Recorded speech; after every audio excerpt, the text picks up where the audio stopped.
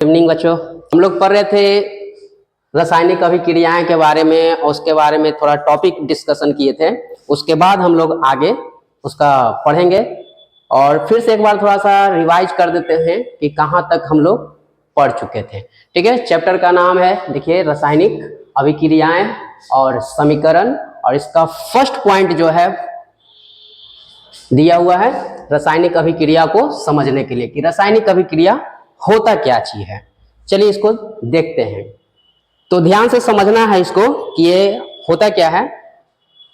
जब भी कोई दो पदार्थ या तो अकेले या दो पदार्थ आपस में मिलकर दो या दो से अधिक पदार्थों का निर्माण करते हैं जिसका गुण पहले वाले पदार्थ के गुण से बिल्कुल अलग होती है, तो ऐसे निर्माण जो होती है अभिक्रिया से उसको रासायनिक अभिक्रिया कहते हैं। जैसे इसको एग्जाम्पल से समझते हैं, समीकरण से समझते हैं हम लोग।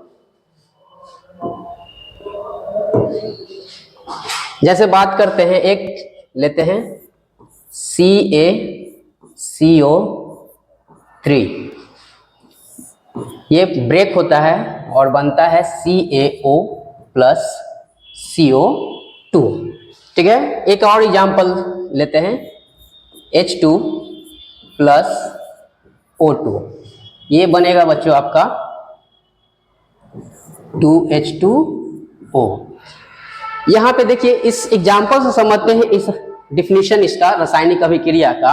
हमने बोला कि जब कोई पदार्थ अकेले या दो पदार्थ आपस में मिलकर एक या एक से अधिक पदार्थ का निर्माण करे और नए पदार्थ का गुण पहले वाले पदार्थ के गुण से बिल्कुल अलग होती है, तो ऐसी अभिक्रियाओं को रासायनिक अभिक्रिया के नाम से जानते हैं। ठीक है, चलिए, आई होप समझ में आ गया होगा। और यहाँ पे ये जो अभिक्रियाएं दिए हुए हैं, ठीक है, इसको और एक्सप्लेन अगर किया जाए तो देखिए क्या है।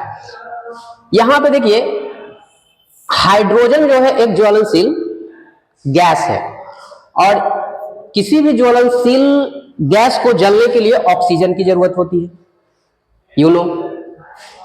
अब ये देख रहे हैं कि ये भी गैस है और इसको जलाने में मदद करता है, लेकिन इन दोनों के मिलने से जो नया पदार्थ बन रहा है वो क्या कर रहा है, तो वो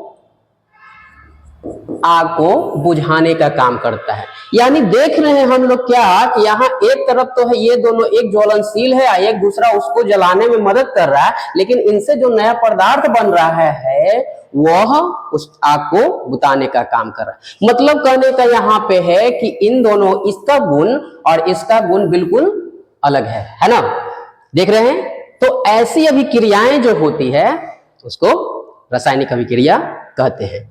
जो आपके फर्स्ट चैप्टर में 10 प्रकार के रासायनिक अभिक्रियाओं के बारे में दिया हुआ है, उनको बारी बारी से देखते हैं। उनमें पहला जो है आपका वो है संयोजन अभिक्रिया। संयोजन अभिक्रिया क्या होता है, सिंपल सा है। संयोजन का मतलब दो पदार्थ आपस में जुड़ेंगे और दो या दो से अधिक पदार्थों का निर्माण करेंगे। चलिए देखते हैं, यहाँ पे आप एग्जाम्पल दे सकते हैं। यहाँ देख लेते हैं क्या लिखा हुआ है। देखिए, दो या दो से अधिक पदार्थों के संयोग से नए एवं विभिन्न गुण वाले पदार्थों के बनने की क्रिया को संयोजन अभिक्रिया कहते हैं। ठीक है बच्चों, तो ये आपको एग्जाम्पल में ये रिएक्शन दे सकते हैं। रिएक्शन केमिस्ट्री में कभी भी आप रिएक्शन को लिखिए तो उसका के समीकरण जरूर दीजिएगा। ठीक है, इससे आपको मार्क्स अच्छे मिलते हैं। ठीक है, आगे बढ़ते हैं। चलिए, रासायनिक अभिक्रिया के बारे में दूसरा जो अभिक्रिया है वो है अपघटन अभिक्रिया। जस्ट संयोजन अभिक्रिया के जस्ट इसका उल्टा होता है। इसमें होता क्या है बच्चों कि ताप के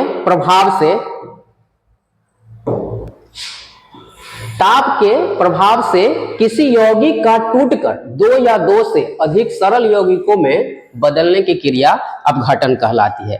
तो सिंपल वे में अगर इसको बोला जाए तो जब कोई पदार्थ टूटकर दो या दो से अधिक नए पदार्थ या नए गुण वाले पदार्थों में बदल जाते हैं तो ऐसी अभिक्रिया को अपघटन अभिक्रिया या फिर इसी को एक और नाम भी दिया गया है, इसको वियोजन अभिक्रिया भी कहते हैं। इसका भी देखते हैं, एक रिएक्शन देखकर देखते हैं क्या है। तो यहाँ है CaCO3, इसको हम लोग जब हिट करते हैं तो यह ब्रेक हो जाता है कैल्शियम ऑक्साइड और कार्बन डाइऑक्साइड में। ठीक है बच्चों, ये एग्जाम्पल है। ऐसे ऐसे बहुत सारे एग्जाम्पल आपको मिलेंगे आगे के चैप्टरों में।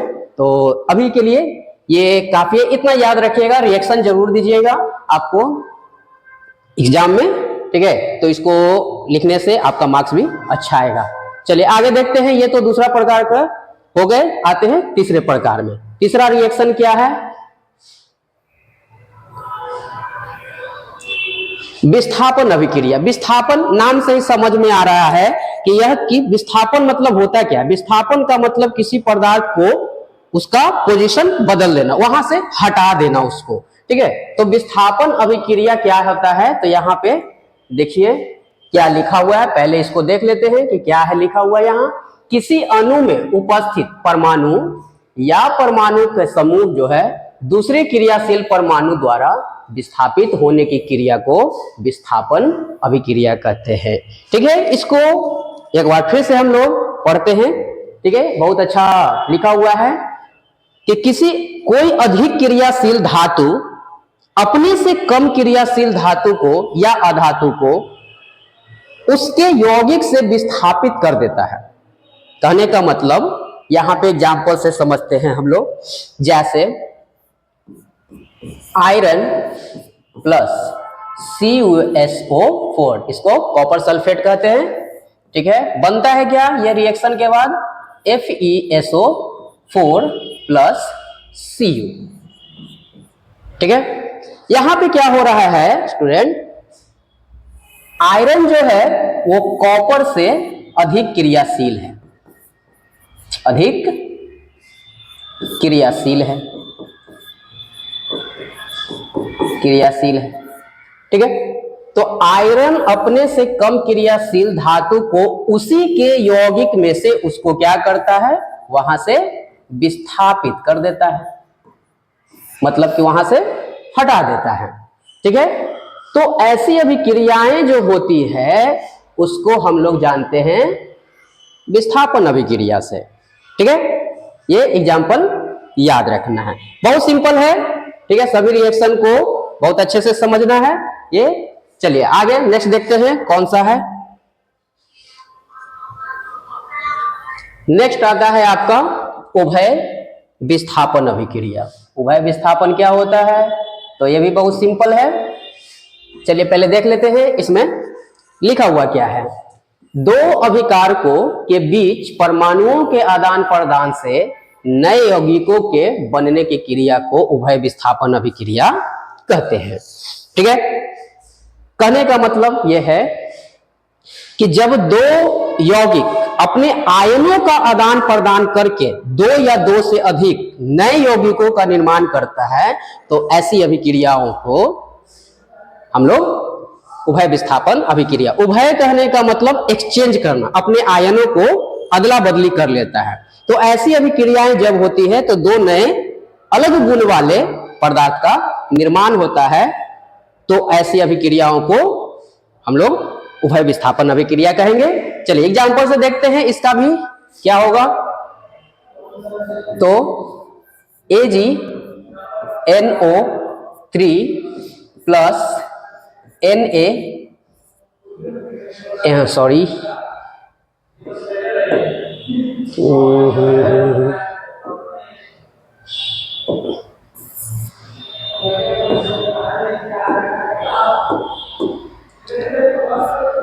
NaCl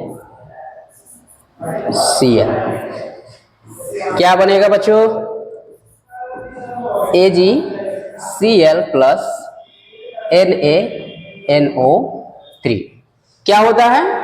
सिल्वर नाइट्रेट को सोडियम क्लोराइड के साथ अभिक्रिया कराने पर सिल्वर क्लोराइड और सोडियम नाइट्रेट बनता है। यहाँ पे देख रहे हैं कि ये आयन है, ये प्लस है, ये माइनस है, ये प्लस है, ये माइनस है, ये प्लस है, ये माइनस है, ये प्लस है और माइनस है।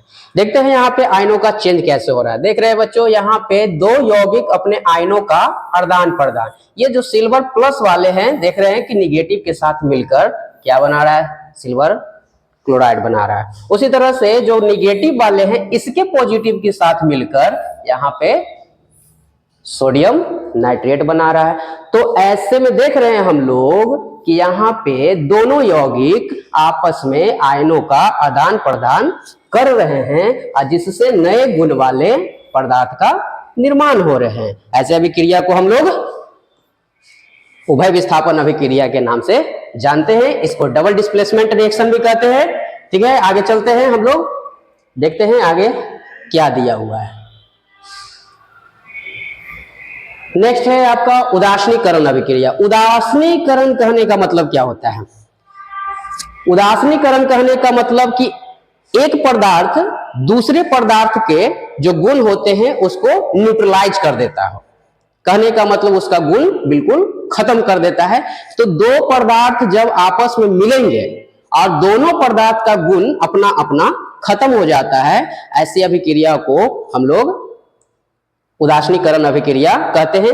हालांकि इसमें दिया हुआ है, देखिए क्या दिया हुआ है इसका गुण, कि एक अम्ल और क्षार संयोग से लवण और जल के बनने के बाद बनने की क्रिया को उदासीनीकरण अभिक्रिया के नाम से जानते हैं। कहने का मतलब यह है कि जब कोई अम्ल और भस्म अभिक्रिया करते हैं तो लवण और जल का निर्माण करते हैं। ऐसे अभिक्रियाओं को हम लोग उदासीनीकरण अभिक्रिया के नाम से जानेंगे। समझ में आया? ठीक है, तो एक बार और डिफिनेशन को अच्छी तरह से याद कर लेना। और सबसे इजी रासायनिक अभिक्रियाओं में सबसे इजी ये है, और इसमें हम लोग रिएक्शन से भी देखते हैं क्या दिया हुआ है। ठीक है, चलिए देखते हैं। इसमें हम लोग समीकरण एक देंगे। हम लोग समीकरण में आपका है दिया हुआ, एक अम्ल ले लेते हैं H2SO4, इसको सल्फ्यूरिक अम्ल कहते हैं आपका। देन एक भस्म ले लेते हैं, इसको क्या कहते हैं, इसको सोडियम हाइड्रोक्साइड कहते हैं। क्या बनेगा, तो यहाँ पे एक लवण बनेगा। लवण क्या बनेगा, तो बनेगा यहाँ पे Na2SO4 प्लस H2O। ठीक है, यहाँ देख रहे हैं क्या है, ये आपका अम्ल हो गया और ये आपका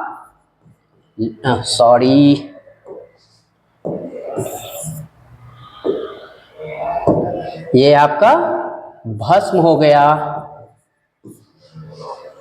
और ये आप बन गया लवण प्लस जल। ठीक है, तो ऐसी अभिक्रियाएं जिसमें अम्ल और भस्म मिलकर लवण और जल का निर्माण करती है उसे उदासीनीकरण अभिक्रिया कहते हैं। ठीक है, चलते हैं आगे। नेक्स्ट आपका है प्रकाश रासायनिक अभिक्रिया। ये प्रकाश रासायनिक अभिक्रिया आपका विघटन अभिक्रिया का ही एक अलग अलग प्रकार है। ऐसे 3 प्रकार के होते हैं।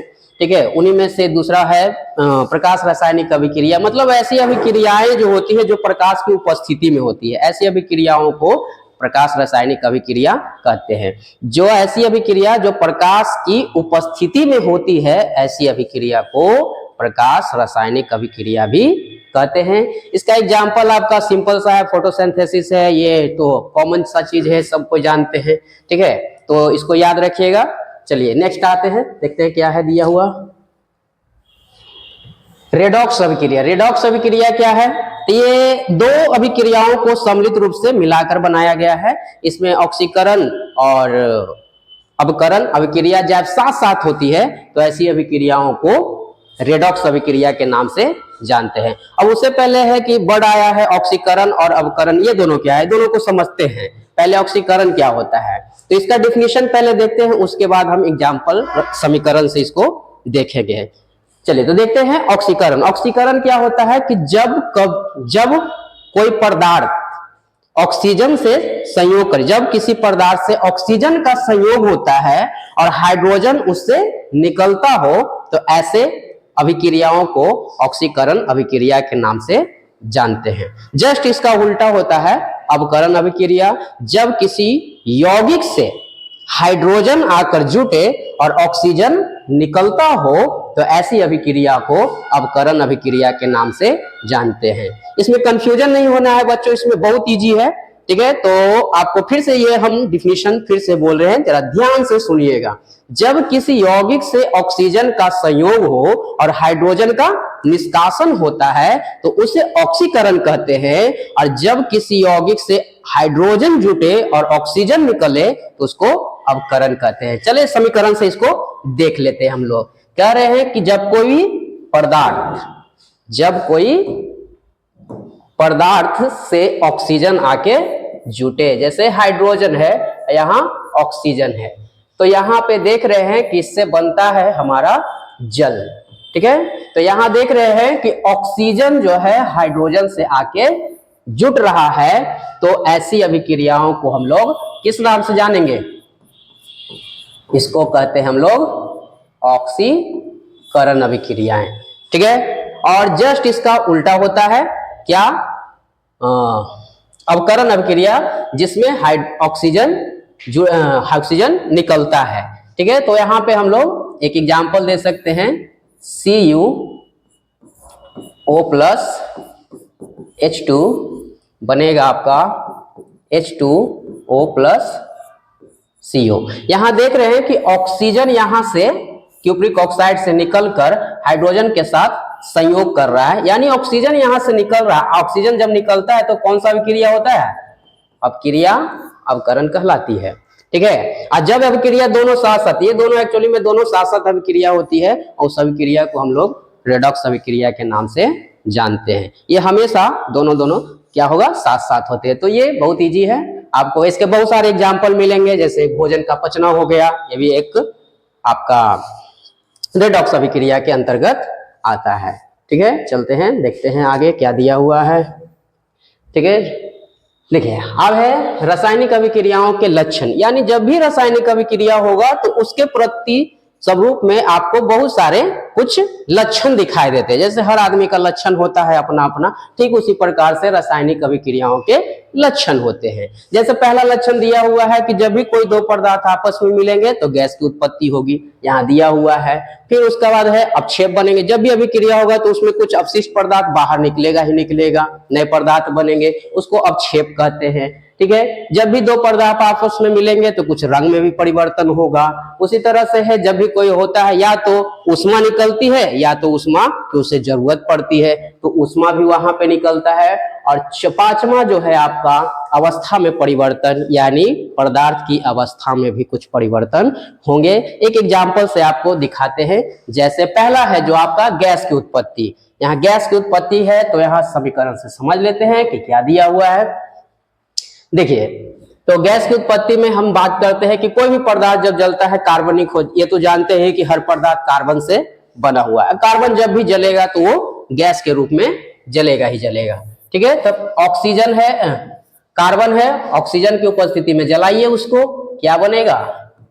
सब जानते हैं, कार्बन डाइऑक्साइड बनेगा। अब कार्बन डाइऑक्साइड जब बनता है, एक चूंकि ये गैस है, और जब भी कोई रासायनिक अभिक्रिया में गैस की उत्पत्ति होगी तो उसको हमेशा आप एरो मार्क से ऊपर की ओर दर्शाइएगा। ये पहचान है आपका एरो मार्क कि उस रासायनिक अभिक्रिया में आपका बन रहा है गैस। तो ये एग्जाम में आपको ऑब्जेक्टिव में आपको पूछा भी जाता है, तो इसको ध्यान रखिएगा। दूसरा जो हमारा दिया हुआ है अवक्षेप। अवक्षेप क्या होता है? तो जब रासायनिक अभिक्रियाएं होती है दो पदार्थों के बीच में, तो उसमें कुछ न कुछ पदार्थ जो होते हैं अवशिष्ट बनते ही बनते हैं, तो ऐसे अवशिष्ट पदार्थ को हम लोग अवक्षेप कहते हैं। ये कभी कभी यूजफुल भी होता है, नहीं तो ये बेस्ट भी होता है, तो इसको याद रखिएगा। इसका भी एग्जाम्पल एक है जो पीछे हम लोग दे चुके थे। जैसे यहाँ पे हम फिर लिख देते हैं, AgNO3 सिल्वर नाइट्रेट का अभिक्रिया करते हैं हम लोग किसके साथ? सोडियम क्लोराइड के साथ, तो बनता है आपका सोडियम क्लोराइड बनेगा, और प्लस यहाँ पे सोडियम नाइट्रेट। तो इसमें अपक्षेप कौन है, तो अपक्षेप बनेगा आपका ये। पहचानेंगे कैसे, तो जैसे हम लोग गैस को पहचाने थे कि ऊपर की ओर बन रहा है, इंडिकेट कर रहा है, तो उसी तरह अपक्षेप का जो चिन्ह होता है वो हमेशा माइनस की ओर हो, माइनस करें नीचे की ओर होगा, ठीक है। तो इससे हम लोग पहचान सकते हैं कि ये आपका अपक्षेप है। उसी तरह से रंग में परिवर्तन होगा, तो रंग में परिवर्तन के लिए उसका भी एग्जाम्पल एक देख लेते हैं। देखिए यहां पे है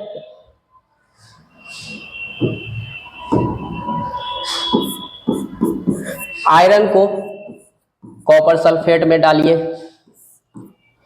इसका जो रंग होता है वो हल्का नीला होता है, ठीक है। जब रासायनिक अभिक्रिया होगा तो यह कॉपर को हटाएगा और खुद अभिक्रिया कर लेता है और आयरन सल्फेट बनाता है और कॉपर को बाहर कर देता है। यह भी एक अपक्षेप का उदाहरण भी दे सकते हैं। इसमें इसका जैसे ही अभिक्रिया आयरन करेगा, इसका कलर जो है हरा, हल्का हरा हो जाता है, ठीक है। तो ये रंग में भी परिवर्तन हो रहा है। उसी तरह से तापमान में भी परिवर्तन होता है। तापमान में जैसे परिवर्तन के लिए बात किए हैं, ठीक है। तो कैल्शियम ऑक्साइड को आप जल में मिला दीजिए। जैसे ही आप देखेंगे चूना को जैसे ही पानी में डालते हैं तो खौलना स्टार्ट कर देता है। वो क्या है, तो वहां पे उष्मा निकलती है, बनता है क्या, यहाँ पे कैल्शियम हाइड्रो ऑक्साइड बनता है और हाइड्रोजन गैस मुक्त होता है। तो इसको बनने में क्या है कि यहाँ पे उष्मा की भी मुक्त होता है,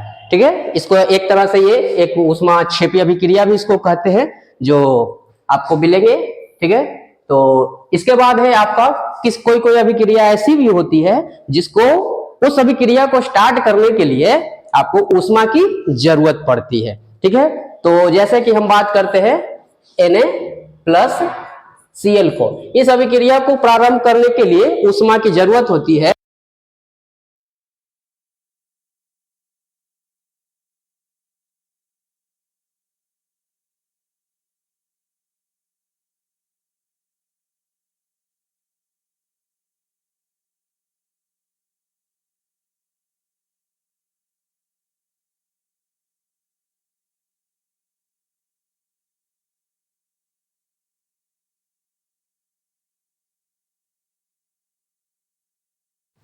ठीक है बच्चों, ये चैप्टर इतना ही है लगभग, और है इसमें कुछ पॉइंट है और उसको हम कवर कर देंगे क्वेश्चन में। हम लोग क्वेश्चन को डिस्कशन करेंगे। इस चैप्टर से बहुत हॉट क्वेश्चन है, अप्रॉक्सीमेटली 50 क्वेश्चन को सॉल्व करेंगे हम लोग उसका, और बहुत आपके एग्जाम की दृष्टि से बहुत ही यूजफुल है। तो हम लोग उसका डिस्कशन करेंगे नेक्स्ट क्लास में, जो एग्जाम के लिए बहुत बेहतर है। और दोस्तों हम लोग का इस चैनल को ग्रो कीजिए, सपोर्ट कीजिए, शेयर कीजिए और दूसरे बच्चों को शेयर कीजिए ताकि उनको भी बेनिफिट मिल सके इसका कंटेंट को, और हम लोग सपोर्ट करने से, आपके सपोर्ट से आगे ग्रो करेंगे ताकि हम लोग भी, ठीक है।